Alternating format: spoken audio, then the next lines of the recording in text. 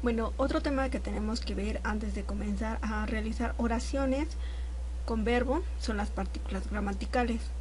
Las partículas gramaticales en español no existen, aunque algunas creo que sí podemos darle un sentido, pero no aplica en todas las oraciones, entonces en realidad no hay una traducción ideal para todas. Partícula gramatical en coreano se dice chosa. Y ya les había explicado antes algunas que son como nun o un. Pero nos faltan i, iga y ul y rul, que las iremos desglosando poco a poco. Es un poco difícil saber en qué momento tenemos que usarlas, y lo que nos decían es que las utilizan por instinto, es decir, que con el tiempo las han aprendido a utilizar, por lo que por el momento simplemente nos queda seguir reglas y poco a poco irán como introduciéndolas a los temas que quieran hablar. Entonces ya les había explicado antes que tenemos sujeto y predicado, y en el predicado está el verbo. En español, después del sujeto tenemos el verbo, sin embargo, en coreano el verbo siempre está hasta el final de la oración. Entonces aquí tenemos chonon, que es el sujeto, yo, y tiene una partícula de acompañamiento que es nun. Luego tenemos check, que es libro, que tiene la partícula de acompañamiento ul, e ilgoyo, que está en tiempo presente semiformal, y su verbo infinitivo es ilda, o sea que lo tenemos ya conjugado.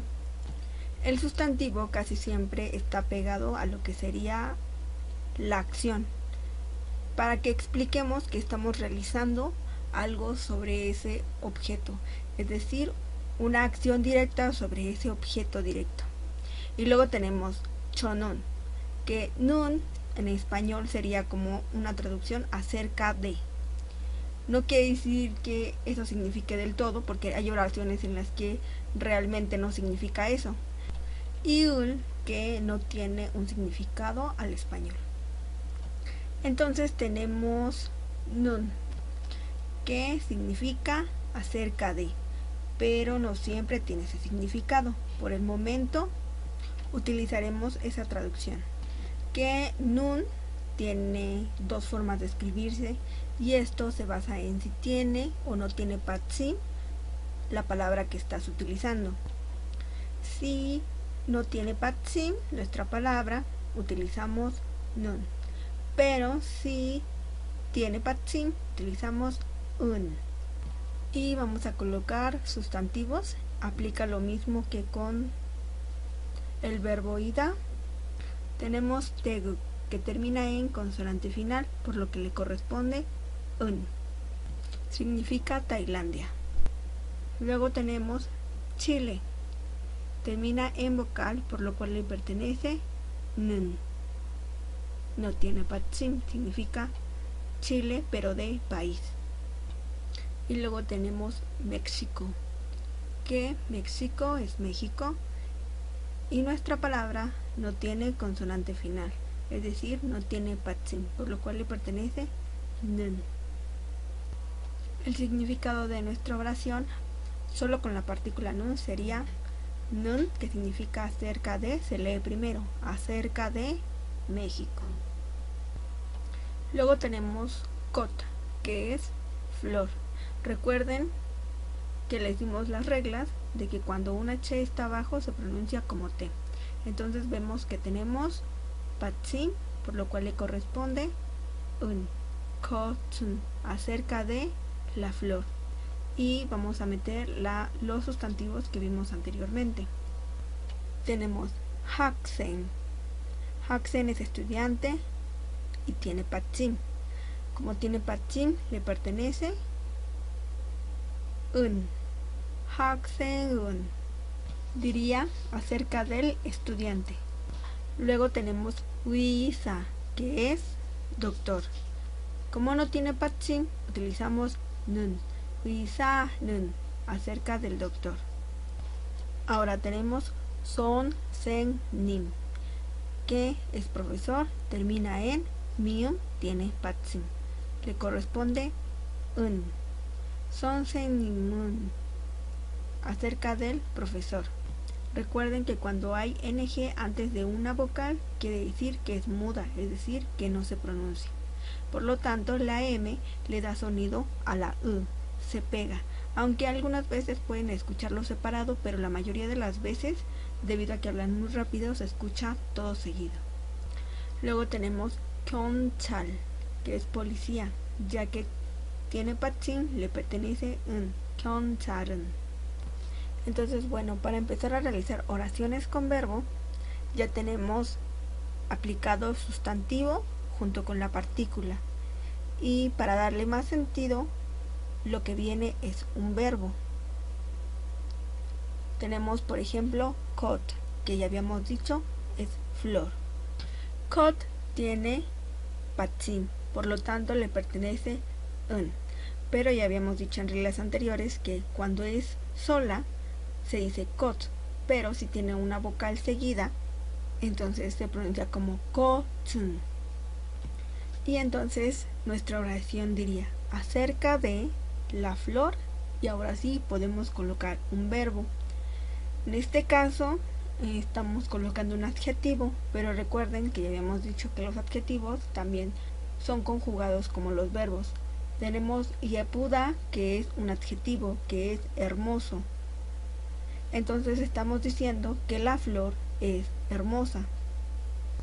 Pero si lo dejamos en tiempo presente, solo decimos acerca de la flor ser hermosa. Tenemos que conjugarlo a tiempo presente. Entonces eliminamos infinitivo y nos queda yepu. Luego eliminamos la u y se convierte en o para darnos yepo. Y agregamos la formalidad que es yo. Yepo, yo. Entonces ahora sí podemos decir que la flor es hermosa. Sería kotun yepoyo. Ya no utilizamos yepuda porque ese es ser hermosa y abajo tenemos yepoyo, es hermosa, ya conjugado. Y nuestra oración en español diría acerca de la flor es hermosa. Recuerda que los adjetivos normalmente traen el verbo ya ser o estar anclado para poder darle sentido a la oración, aunque sea un adjetivo. Y en base a lo que vimos, podemos realizar ya una oración un poco más larga. Por decir, tenemos el sujeto, que puede ser Chonun, José, Juanito, Erika, el que tú quieras. Y luego tenemos sí, que es señorita, joven. Y pegada a esta va nun, ya que sí termina en vocal, para decir acerca de José. Y luego tenemos Haksen y Eyo, que como vimos anteriormente es soy estudiante. Sin embargo, aquí como ves, estás hablando de alguien más. Por lo tanto, la traducción a español sería acerca del joven José es estudiante. Y aquí tenemos la primera oración, un poco ya más larga y solamente con dos temas que hemos visto. Pero es importante que apliques bien las reglas para que dejes entender lo que quieres. Y lo puedes aplicar con cualquier cosa que tú quieras. Acerca de mí, soy profesora. Acerca de mi mamá, es ama de casa. Entonces vamos a ver más verbos para realizar más oraciones. Un don, que es ejercicio. Hada, hacer, hacer ejercicio. Kombu, que es estudiar. Hada, hacer, estudiar. Kombu hada sería estudiar. Chada, que es dormir. Il hada, que il es trabajo y hada es hacer. En conjunto, trabajar. Iyagi hada, que es hablar. Chonwa hada, que es hablar por teléfono. Chonwa, que es llamada, y hada, que hacer una llamada, hablar por teléfono. Entonces hay que realizar lo de la conjugación. Recuerda que da, el verbo está en infinitivo. Lo que hacemos es eliminar el da para poder conjugar cha. Cuando nuestra raíz termina en a, agregamos a. Sin embargo, a más a se sintetiza para darnos una sola a. Y agregamos la formalidad, que sería yo, para tener finalmente cha, yo. Entonces ahora vamos a ver los verbos que terminan en hada. Hada simplemente cambia a geo. 전화해요, que sería hablo por teléfono. Todas las que terminan en hada hacen el cambio a 해요. Luego tenemos 이야기하다 y cambia a 이야기해요. Yo hablo. Ahora 일하다 cambia a 일해요. Yo trabajo. 공부하다 cambia a 공부해요. Yo estudio. Uno que ya habíamos visto, 운동하다, 운동해요. Yo hago ejercicio. Y ahora vamos a incluir la partícula 는 más el verbo.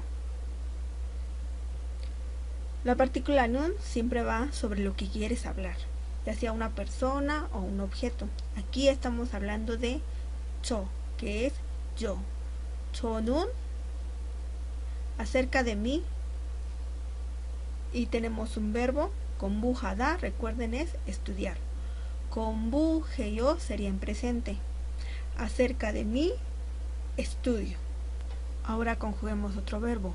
저는 자요, que 자다 es dormir, entonces estamos diciendo acerca de mí, duermo.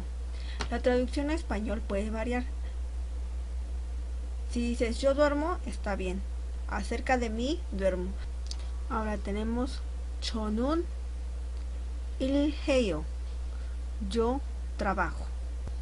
Entonces primero traducimos 는 acerca de, 저 de mí, 일해요 trabajo, y así es como traducimos. Y bueno, anteriormente habíamos hablado sobre las vocales. Cuando les expliqué, les había dicho que esta vocal se pronuncia como ye. Sin embargo, a veces se pronuncia como e. La verdad es que no hay una regla que seguir sobre esta, simplemente hay que aprenderse las palabras con su pronunciación. Por decir, esta es ye, po, yo. Sin embargo, hay letras que pueden sonar como e. Pero si tú dices pollo, no van a entender qué estás diciendo. Así que solo queda aprenderse cada una. Y entonces, ahora ya tenemos nun más verbo y nun más ida. Podemos realizar una oración más grande. Tenemos 저는 acerca de mí. Lo primero que hay que agregar, ¿qué eres?, ¿no? Entonces, 저는 학생이에요. Agregamos nun y agregamos el verbo ida. ¿Y qué hacen los estudiantes? Estudian. Entonces, lo siguiente sería 저는 공부해요. Aunque también podrías agregar solamente 공부해요. Antes de nuestro verbo también podemos agregar sustantivos. Por decir, si quieres decir que estás estudiando un idioma, sería 저는 y coreano, 공부해요. Yo estudio coreano. Los idiomas también tienen una forma de decirse en coreano, pero aún no lo vemos, lo veremos más adelante. Y ahora podríamos con esto realizar más preguntas de presentación. Por ejemplo, con 직업, que es trabajo, 이름, que es nombre, y podemos agregar 무어. 무어, que se puede conjugar con 하다 para preguntar acciones o algo que estés realizando en ese momento. Antes ya habíamos explicado que muo y mool significan que. Entonces ya los podemos agregar a nuestras oraciones. Tenemos muo y tenemos 해요. ¿Qué haces? Y esto nos está preguntando algo sobre una acción, porque 해요 es del verbo hacer. Entonces tiene que ir igualmente respondido con un verbo. 뭐 해요? ¿Qué haces? Y entonces ya puedes responder 운동해요. Hago ejercicio. Y seguimos el mismo patrón que realizamos con el verbo ida. Tienes un verbo y en base a ese puedes realizar una pregunta. 읽어요 significa lees y puedes decir 아니요, respuestas cortas. 봐요, veo. Puedes agregar antes un 그냥 봐요, solo lo veo. Son cosas que puedes agregar antes de tu verbo, pero como te das cuenta, el verbo jamás cambia de posición, siempre está al final de tu oración. 운동해요? Preguntas, ¿haces ejercicio? Y para negarlo, 아니요, 걸어요, camino. Bien, ahora vamos a ver unos ejercicios. Aún no les puedo poner ejercicios muy largos porque nos hace falta ver partículas. Pero les puedo colocar algunos para que se vayan familiarizando con la pronunciación. 유키 씨는 오늘 뭐 해요? Aquí tenemos la palabra 오늘. Aún no las vemos, pero significa hoy. 유키 씨는 오늘 뭐 해요? 공부해요. La respuesta correcta es 로라 씨의 이야기예요. 안녕하세요. 저는 로라예요. 저는 오늘 운동해요. La respuesta correcta es